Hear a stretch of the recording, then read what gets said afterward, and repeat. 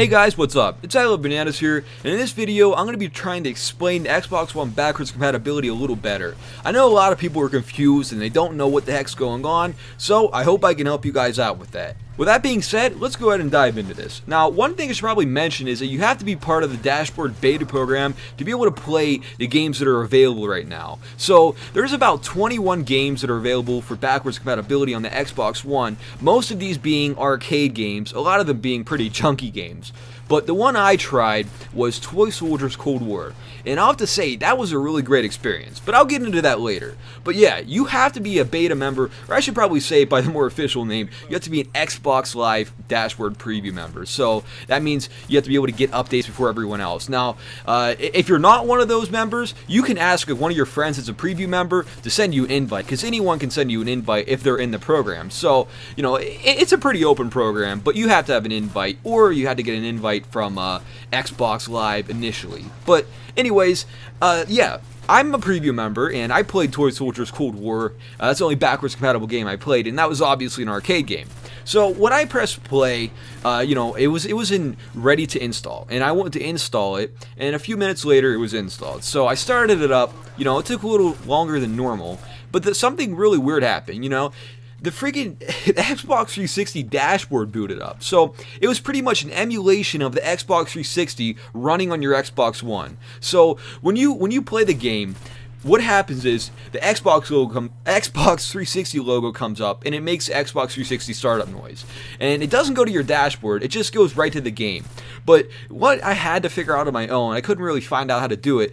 In order to use the Xbox 360 guide, you have to press both the start and the back button at the same time. Now, this was pretty cool because you could get to your Xbox 360 friends, you could join their parties and everything like that. So that was pretty neat. But another thing I should probably mention is that when you open up the Xbox 360 guide, there's no press Y to return a dashboard or press X to sign out. The only thing there is press Y to leave game. There might be something else, but I'm not too sure.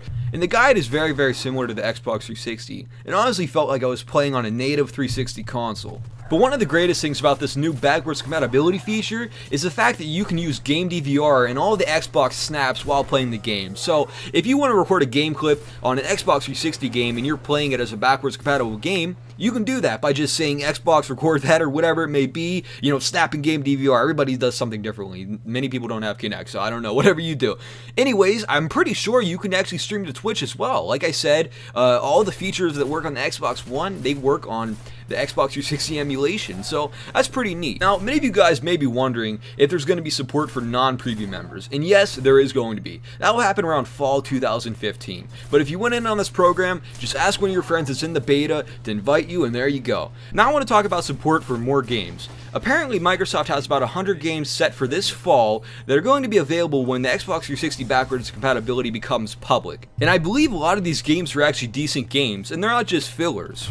But regardless of if you're a beta member or not, I think everyone should go to Xbox's website and they should definitely vote for games they want to see come next, because on their website they have a section dedicated to backwards compatibility games that people want to see and people can vote on. You can even comment on them too, but you can see what games people really want to play again, and you know what games were popular on the 360. I mean, some of them are pretty surprising. I mean, Fallout 3 is an obvious game. I mean, you know, Fallout 4 is going to be coming out soon. Everyone wants to play that. But, you know, a lot of people probably sold their 360s to get their Xbox One, and they have all their games left over. And that's what I'm thinking. But, you know, I still have my 360. I just don't power it on that much. You know, I'm always on my Xbox One, either watching TV or playing a video game. But yeah, I think you guys should definitely check out that site. If you need help finding it, just go to Google and type in Xbox One backwards compatibility voting, and it will be right there. You can vote on any game you want. I think like almost every game's there. But I think what would be really interesting, and someone did start a topic on this, is indie game support.